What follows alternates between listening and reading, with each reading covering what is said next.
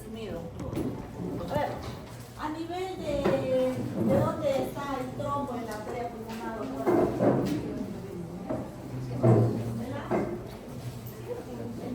¿dónde está el coágulo? Tromboembolismo pulmonar.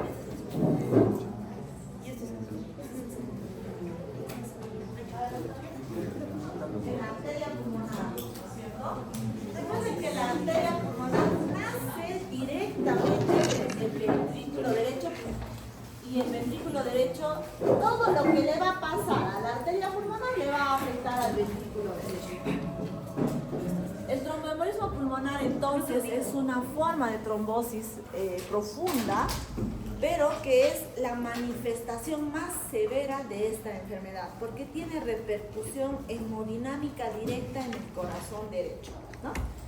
Es muy importante poder tener solo la sospecha clínica para dar tratamiento, ¿no? Por la alta mortalidad que tiene. Puedo yo tener embolismo, un tromboembolismo graso, un tromboembolismo gaseoso o un coágulo realmente per se. Eso va a depender de cuál es mi factor de riesgo. Por ejemplo, yo me accidenté y luego tengo una fractura de fémur, fractura de cadera y fractura de codo. Voy a tener un riesgo de tromboembolismo graso. La única forma de poder ver, yo tengo el coágulo ahí y el trombo ahí, y le hago triglicéridos en sangre y veo cómo se eleva grandemente los triglicéridos, pero es como un marcador tumoral 20 veces por encima. Si mi corte de triglicéridos es 150 y tengo un 1000, 1500, yo tengo ya la certeza de tener un politraumatizado, ¿no? Y como les decía, yo tengo que tener en una jeringa de 20 cc y darle un bolo directo a la sangre para que pueda producirle un tromboembolismo gaseoso que le va a producir dolor y sensación de infarto al paciente, pero que no le va a causar generalmente la muerte. Así que cuando nos ponen la vía no hay que ponernos nerviosos porque nunca va a entrar por presión, el aire no tiene presión, se va a cortar en algún momento, ¿no? No es que ya dejó de entrar y yo me voy a morir porque la vía ya está entrando por aire, no existe eso, ¿no? No existe, tiene un mecanismo. Generalmente son trombos agudos, muy raramente es tromboembolismo pulmonar crónico asociado, recuerden, al cuarto grupo de la hipertensión endocraniana en un grupo de pacientes, por ejemplo los oncológicos. Pueden hacer TEP e hipertensión de arteria pulmonar cíclicamente y, bueno, ahí ya entraríamos en una trombosis crónica, ¿no es cierto? Generalmente son agudos o subagudos en aquellos pacientes que tienen factores de riesgo. La clasificación o la mortalidad y la estadística desde hace muchos años en los estudios no han variado en general, a pesar de que tenemos mejores métodos de diagnóstico, pero de altas tasas de mortalidad aún, a pesar, como les digo, de tener incluso tratamientos como la endarectomía, ¿no? Entonces, ya les había dicho que todo lo que le va a ocurrir a la arteria pulmonar le va a ocurrir netamente, le va a repercutir al corazón derecho, ¿no es cierto? Y como yo tengo una obstrucción, yo voy a tener una vasodilatación periférica como respuesta de compensación a la obstrucción aguda y súbita que existe en el paciente. Y yo, para valorar mi función del ventrículo derecho, tengo que saber si mi paciente tiene inestabilidad hemodinámica. Y para valorar inestabilidad hemodinámica tengo que ver, el paciente hizo paro, el paciente tiene shock obstructivo o el paciente tiene una hipotensión persistente que no llega al concepto de shock. Cualquier criterio de inestabilidad hemodinámica ya me cataloga a mi paciente con TEP de alto riesgo, por lo tanto alta mortalidad, por lo tanto va a la UCI. Entonces, si bien es cierto, todo empieza con la obstrucción de la circulación de la sangre por la arteria pulmonar y va a producir una postcarga muy elevada a nivel del ventrículo derecho, y vamos a ver cómo van a haber cambios en la función netamente del ventrículo y del corazón, que va a llegar incluso al shock y a la muerte. Entonces, cuando yo tengo un tromboembolismo que tiene bajo riesgo de complicación sin repercusión cardiológica, yo estoy hablando de una obstrucción, una leve vasodilatación compensatoria, por ahí hay una leve insuficiencia de la válvula e incluso aumento de la tensión de pared, pero no va a haber inestabilidad hemodinámica, no va a haber cambios en la función corazón. Pero ya cuando yo tengo riesgo intermedio, yo ya voy liberando más catecolaminas y una respuesta hormonal súbita. Recuerden que el tromboembolismo es súbito. El paciente está sentado tranquilo, respirando bien y súbitamente tiene dolor y disnea, pero es así, es un infarto agudo, ¿no? Que se instaura progresivamente hasta que el paciente le llega al shock, a veces en horas nada más, y se nos mueren los pacientes, ¿no es cierto? Cuando ya tenemos un riesgo intermedio o alto, ya tenemos signos de insuficiencia, mayor demanda de oxígeno, injuria cardíaca aguda traducida en elevación de enzimas cardiológicas, por lo que nosotros podemos ir viendo el alto riesgo de nuestros pacientes. Ya ustedes saben de más la triada de Virchow. A ver, Hugo. Hugo, ¿ustedes son Hugo? Ya, Hugo nomás. Guido, Hugo. ¿No eres Hugo? Sí. Ya, a ver, vamos, Hugo. Lesión endotelial, éstasis y estados de hipercoagulabilidad. Entonces, estados de hipercoagulabilidad, éstasis sanguínea y lesión endotelial. Para que yo lo clasifique a mi paciente en factores de riesgo altos, moderados o poco o débiles factores de riesgo en asociación al riesgo de hacer TEP.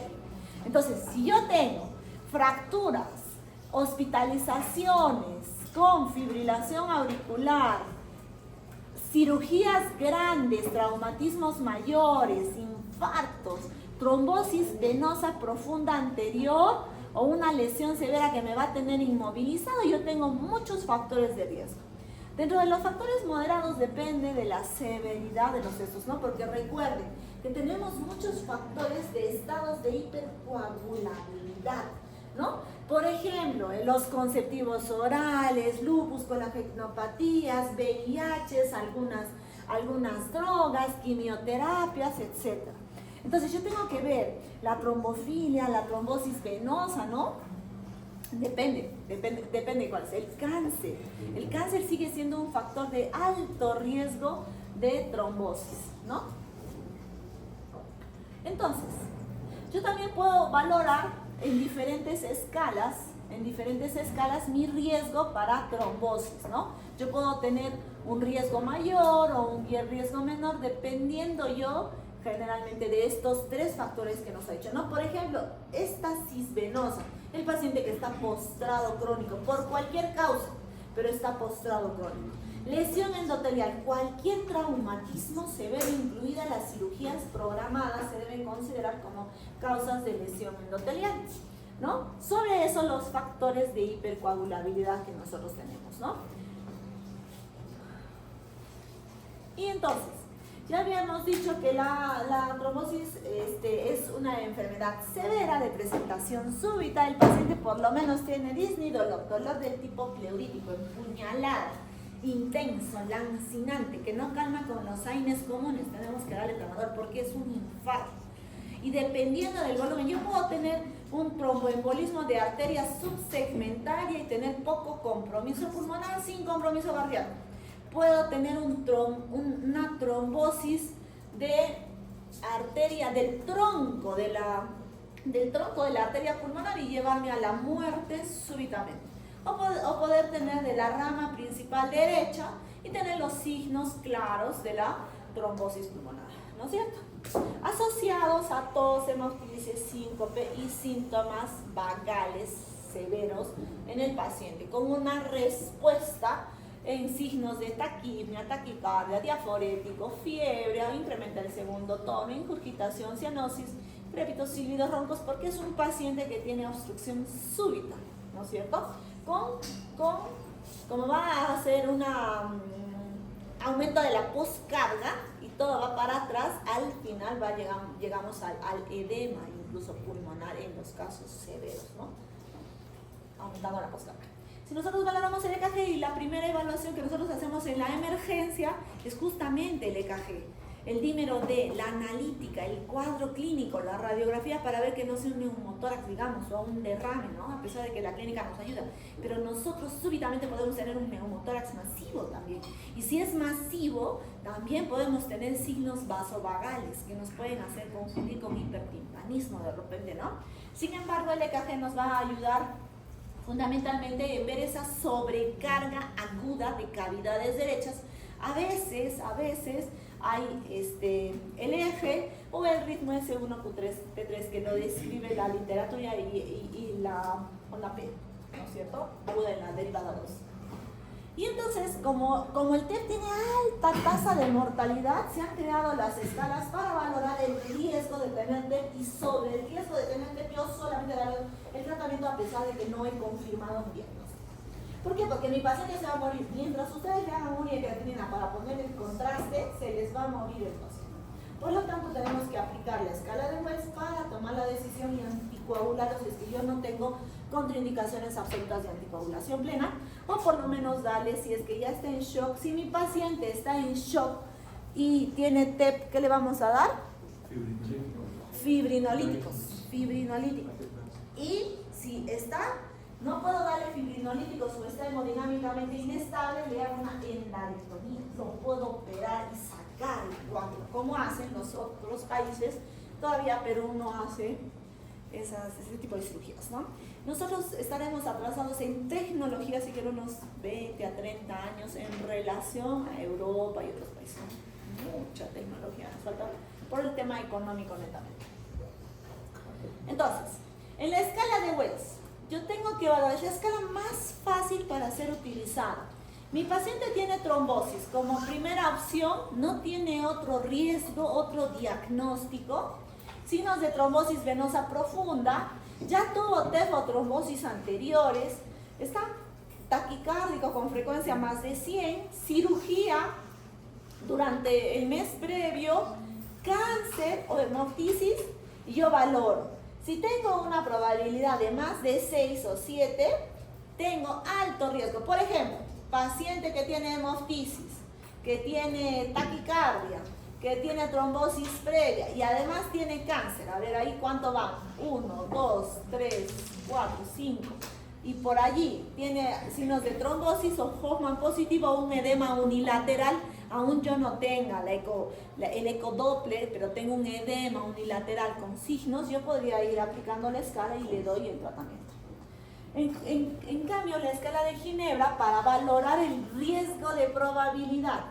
Recuerden que no es la misma escala que utilizamos del riesgo de mortalidad, ¿ya? Porque la escala de Venese utiliza el riesgo de mortalidad. Este es el riesgo de probabilidad de tener TEP. En Ginebra utiliza cirugía reciente, trombosis previa, el PAFI, porque es un paciente que obviamente va a ser un cuadro súbito de insuficiencia respiratoria aguda, el CO2, la edad, frecuencia cardíaca, delectasias y elevación del hemidiafragma, para que yo pueda valorar también el riesgo de TEP. Yo lo que quiero que aprendan bien es la escala de Wells, porque es la escala más validada y utilizada para el tema del esto. Yo le tengo que pedir el dímero D si tengo dudas y puedo excluirlo. Si mi dímero D sale normal, ¿es TEP o no es TEP? No es TEP, ¿no es cierto? No es TEP. Porque el dímero D tiene un valor predictivo negativo del 100%, que sale normal, tengan la plena seguridad que no esté. Solo que tiene una sensibilidad muy alta y una especificidad baja, porque por todo se eleva. Puede elevarse por cáncer, por cirugía, por algunas otras enfermedades, incluso por la adenocrisis, por las neumonías, infecciones se puede elevar. Pero su marcador tiene importancia cuando está elevado 20 veces, 30 veces.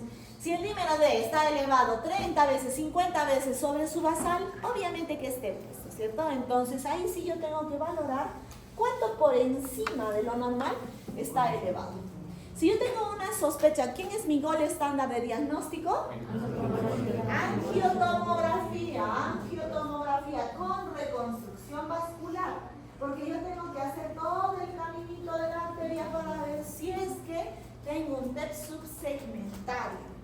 No se ve muy bien acá, pero cuando ustedes lo vean en sus casitas, vamos a ver, ¿no? La tomografía, miren cómo hay déficit de llenado de la rama principal izquierda, ¿no? Déficit de llenado en la izquierda y también un poquito en las subsegmentales. Eso lo vamos a ver ahí, ¿no es cierto? Entonces nosotros vamos a ver, se van a definir como defectos de represión de los vasos, ya sean principales, lobales o subsegmentarios, ¿no es cierto? Y consecutivamente, como produce una hipertensión de arteria pulmonar refleja, vamos a tener una dilatación aguda de la arteria pulmonar. Bien, vemos acá más imágenes de trombosis, ¿no? Defectos de llenado, sobre todo acá. No sé, acá notan, ¿no? Se nota, ¿no es cierto? Como el contraste, tenemos defectos de llenado en el ¿no?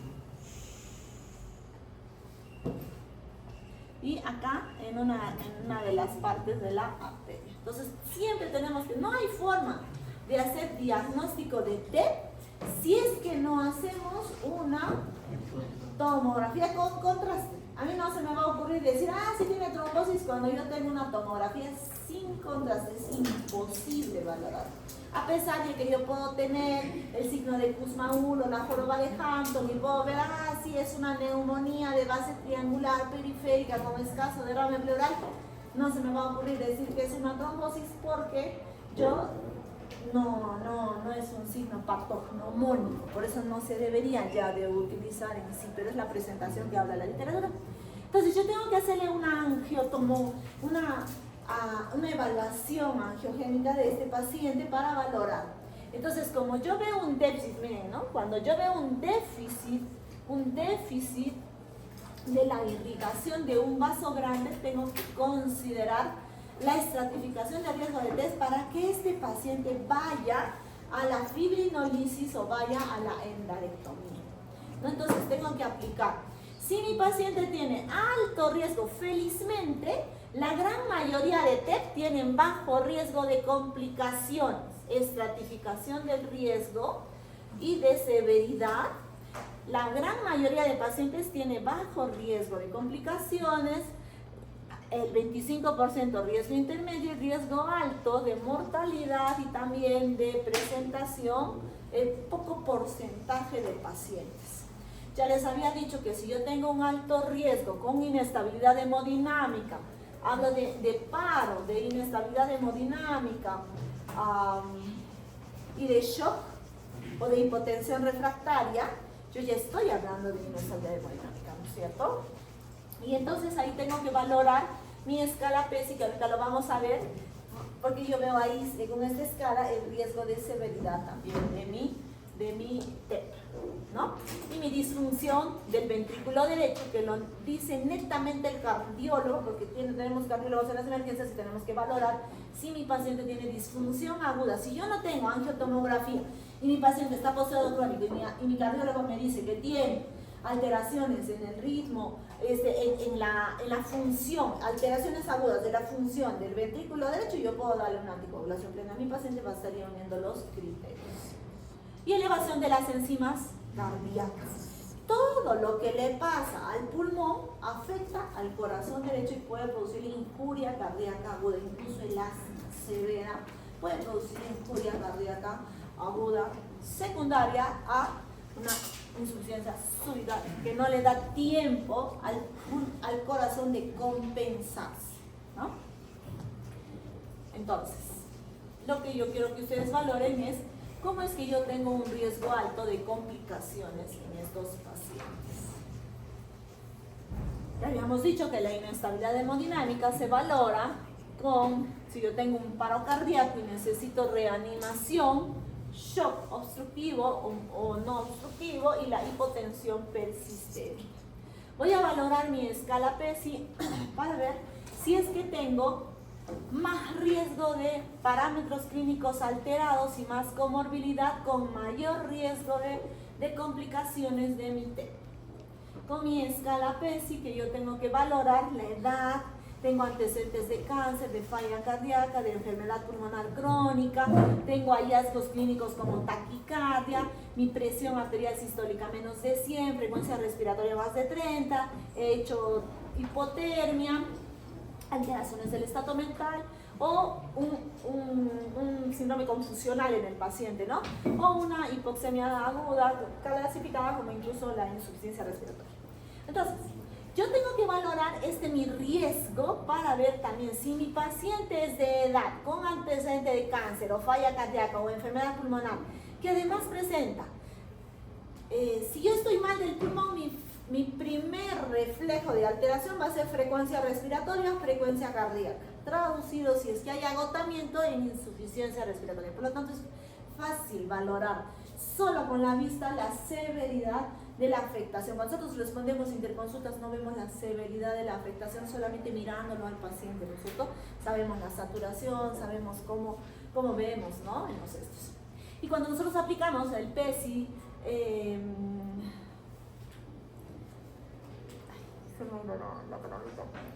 simplificado, el PESI simplificado versus el PESI, cuando hacemos la analítica, no son equiparables. Por lo tanto, yo en mi PESI simplificado puedo utilizar solo la edad, mayor de 80 años, antecedente de cáncer, enfermedad cardíaca, la presión arterial, y la frecuencia cardíaca, la presión arterial y la saturación. Miren, solo son parámetros clínicos que yo puedo valorar para mi riesgo de severidad.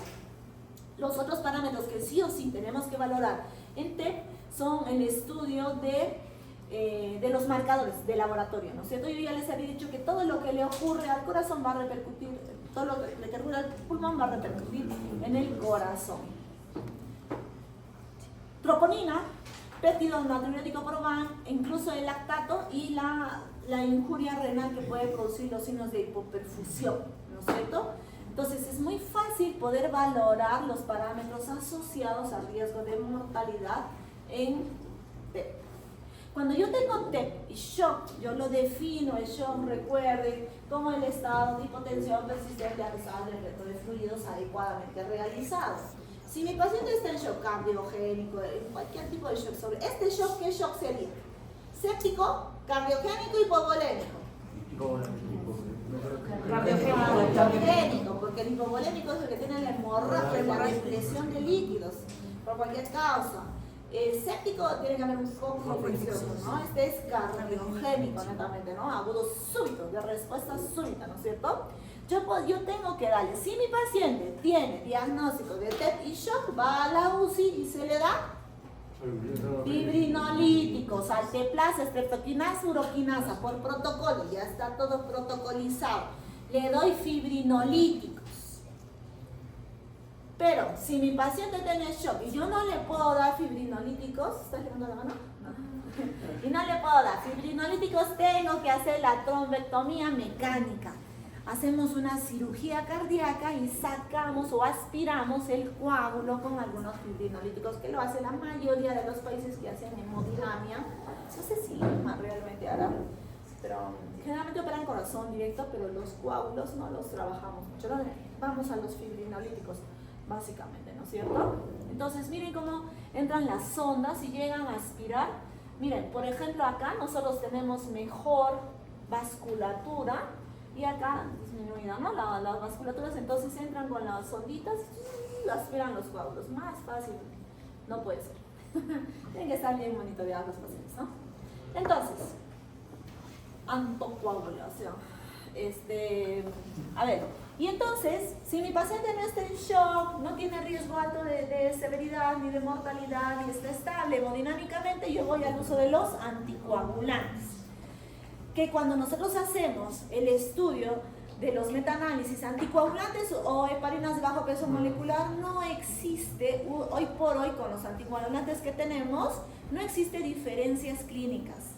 A dosis plenas yo podría utilizar tanto la heparina de bajo peso molecular, incluso la warfarina o los nuevos anticoagulantes, siendo el rivaroxaban el que tiene mejor evolución clínica y mejor rendimiento, menos toxicidad y de mejor aplicabilidad a la labia, ¿no es cierto? En relación a los otros. Si bien es cierto, la warfarina es muy bueno, pero es como un veneno de ratas. Si te pasas de dosis, ya fuimos. Esa presión es prácticamente veneno para ratas, porque así se los cardiólogos. Nos pasamos de dosis y lo intoxicamos al paciente con riesgos altos altos de mortalidad. Ya estás vigilando el TP y el NR casi cada día hasta que logremos la dosis adecuada. ¿Cuánto tiene que estar el TP y NR para los adultos? De 2 a 3.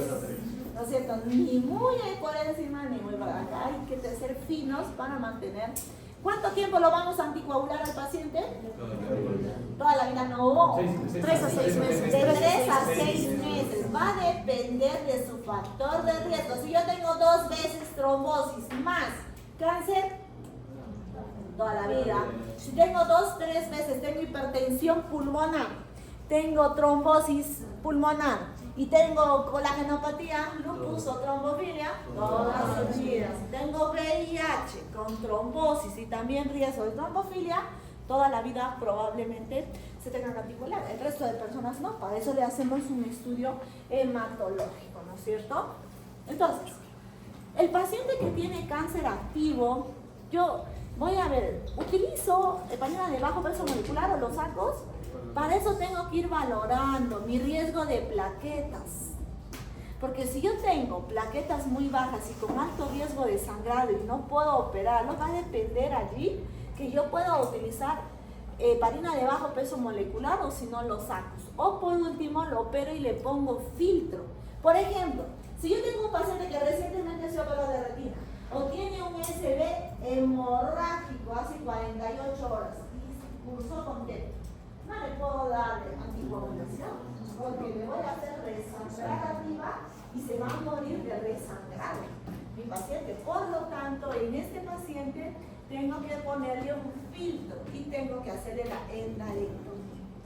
¿No es cierto? Tenemos contraindicaciones absolutas para los anticoagulantes, incluso para los fibrinolíticos. Ahí tenemos que hacer endarectomía. Que no hacemos, eso sí, escapa de nuestras manos. Nosotros ahí le ponemos, ¿no? Riesgo, beneficio, alto riesgo, le informamos al familiar y si el familiar lo puso. Ejemplo, una hemoptisis activa o una hemorragia digestiva alta y que se trombosa, porque eso nos pasa en emergencia. Por ejemplo, el urémico se trombosa y encima tiene su hemorragia, encima es urémico. Hematuria, ¿qué le damos de tratamiento? Pues le hacemos firmar consentimiento y le damos heparina de bajo peso molecular al paciente hasta que se compense y luego le pasamos a los sacos para ver cómo van, ¿cierto? Si yo tengo, a pesar de darle tratamiento con ¿cómo se dice anticoagulante? ¿Se dice? Sí, inhibidores. Sí, inhibidores de la vitamina K, como la warfarina o los sacos. O dosis subterapéuticas, yo tengo que mejorar y escoger la heparina de bajo. Si yo no revierto mi trombosis con tratamiento oral, tengo que darle heparina de bajo peso molecular, altas dosis, no importa los 6 meses que requiera mi paciente. O incluso considerar filtros, si es que tengo, ¿no? Puedo considerar aumentar las dosis a la dosis máxima de heparina de bajo peso molecular. Sí, eso me va a mandar la clínica, por ejemplo, ¿no es cierto? Bien, chicos. ¿Algo más en TEP? Nada. Ustedes tienen que valorar cuál es mi escala de riesgo de TEP, cuál es mi clínica, cuáles son mis factores de riesgo y yo solamente con la escala de Wells podría valorar la necesidad de dar. Si tengo shock, a la UCI, fibrinolíticos o endarectomía. Y si no tengo shock, podría considerar incluso heparina de bajo peso molecular o los sacos. Son equiparadas. Si es que yo tengo recurrencia, este penúltimo cuadrito, si a pesar de darle anticoagulantes orales, mi TEP recurre o no mejora, yo tengo que pasar a la heparina de bajo peso molecular, porque ese es mi gol de tratamiento, ¿cierto? Chicos, en 10 minutos vamos a hablar de mesotelioma, porque ya el jueves es el examen. Que ya no es. ¿Qué tal los dos sobre 18, Dani? Ya no es. O si ustedes quieren dar sobre 18, ya no es. Ya, recuerden, chicos, que ya habíamos hablado, esto es rapidito, que la pleura, tenemos 2 hojas pleurales que es necesario para el movimiento de inspiración y expiración, si no friccionaría, ¿no es cierto? Si no, nada nos dejaría hiperextender o contraer los pulmones durante el movimiento dinámico que tenemos, ¿no es cierto? Entonces, la pleura visceral es la que sigue todos los bronquios y se inmiscuye, ¿no? Tiene poca inervación. En cambio, la pleura parietal es la más inervada, ¿no es cierto? La más inervada, y es la que cubre la pared torácica, ¿no es cierto? Entre ellos, la cavidad pleural, que ya la hemos estudiado en el segundo examen. Tenemos muchos tumores. Recuerden que la pleura está constituida fundamentalmente por células mesenquimales, ¿no? Está constituida por células mesenquimales y por tejido conectivo. En base a eso, nosotros vamos a tener tumores mesoteliales o tumores mesenquimales, ¿no es cierto? Entonces, para ver qué estirpe celular, eso nos lo dice el patólogo. Si nosotros tenemos tumores mesoteliales, a la cabeza todos los mesoteliomas. Si tenemos tumores mesenquimales, todo lo que tiene que ver el tejido conectivo que están entre estas células mesoteliales, que podría ser tumor fibroso solitario, angiosarcomas, sarcomas, fibromatosis, tumor fibroso calcificante, tumor desmoplásico de la pleura, ¿no? Y algunos trastornos linfoproliferativos. Recuerden que la pleura, que uno de los mecanismos por los cuales no hay derrames pleurales es justamente el drenaje linfático. Entonces, el drenaje linfático es muy importante para que nosotros no tengamos efusión pleural. Y más o menos hay un movimiento dinámico de 1 a 2 litros de efusión pleural que se reabsorbe todos los días. Por eso decimos, ¿de dónde este paciente drena 1 litro cada día? Porque cada día, si se obstruye el drenaje linfático, puedo drenar de 1 a 2 litros, ¿no? Lo repongo con la dieta y no sabemos realmente de dónde. Pero cada día en los pacientes le podemos drenar 1 litro, 1 litro, 1 litro, 1 litro, hasta de no lo tengamos, mientras haya esta obstrucción del drenaje linfático. Ahí tenemos el linfoma pleural primario o el linfoma asociado a otras enfermedades, ¿cierto? Todo lo que tiene que ver con pleura, ¿cómo lo estudiaríamos? A través de la tomografía, con contraste, sin contraste, con contraste. Si queremos valorar líquidos, tumores y mediastinos, con contraste. Si quiero valorar parénquima nomás, es sin contraste. Mis tomografías con contraste, miren cómo muestran los mamelones y engrosamientos de la pleura con líquido tabicado, ¿no es cierto? Y miren cómo muestran grandes masas con tabicaciones heterogéneas en relación a linfomas también, ¿no? O sarcoma de Ewing, también heterogéneo, de crecimiento rápido en pacientes jóvenes, ¿no?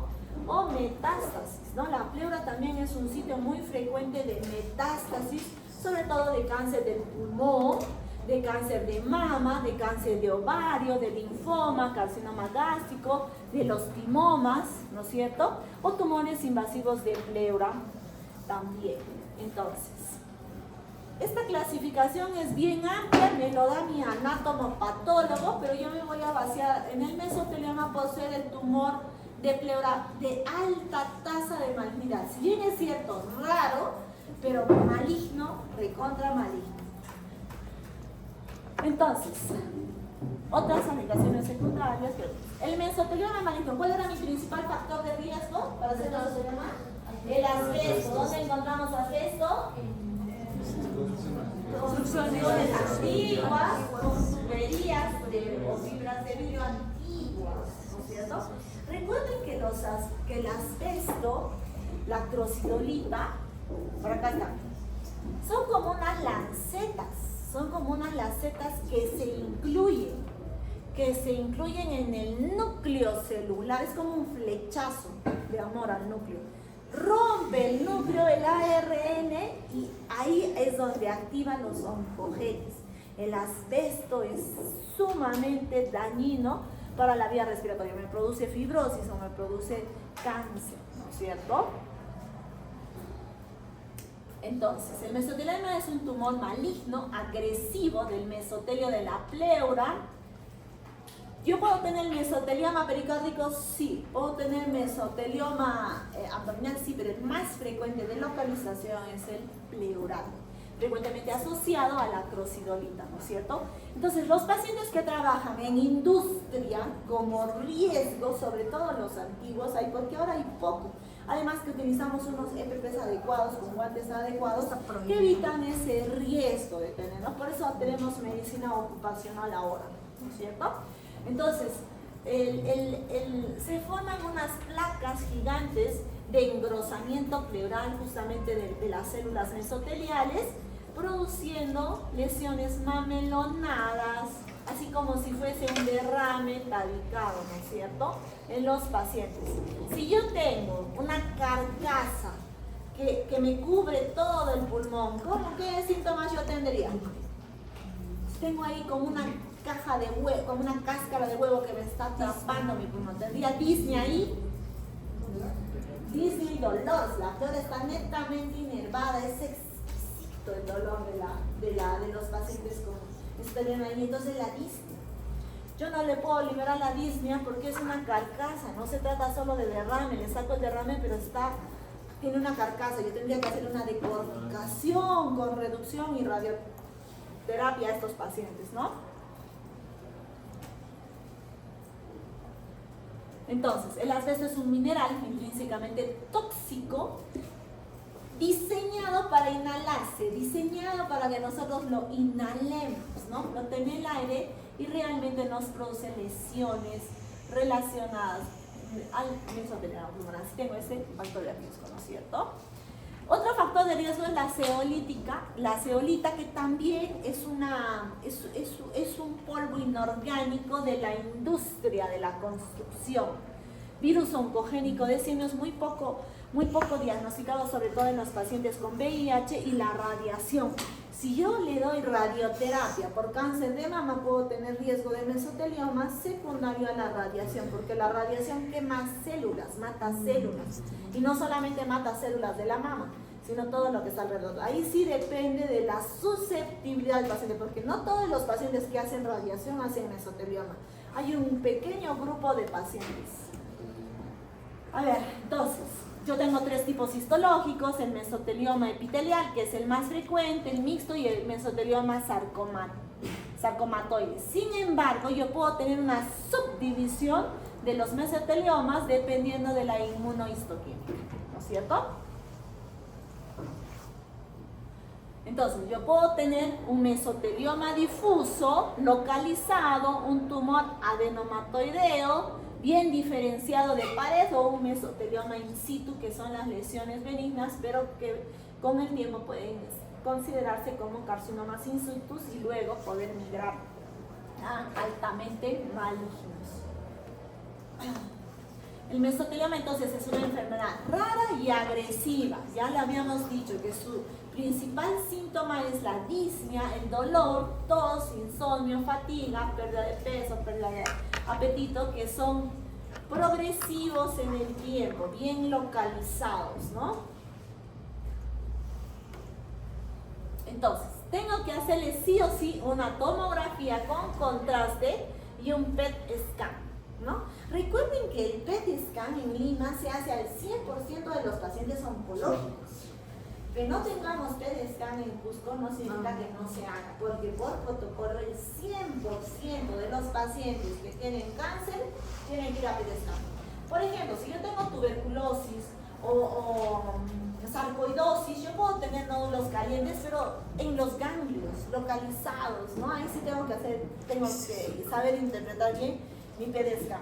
Pero miren cómo es altamente metabólico, ¿no es cierto? Que me va a permitir valorar la pleura y además me va a guiar dónde voy a hacer mi biopsia pleural. Ahí sí que nosotros tenemos que valorar la tomografía para que cuando hagamos biopsias de pleura tengamos. En la radiografía vemos, ¿no?, mamelones periféricos, ¿no es cierto? Periféricos. Siempre la tomografía con contraste, ¿no? Me va a permitir valorar mejor las características pleurales y también las características de mediastino en los pacientes.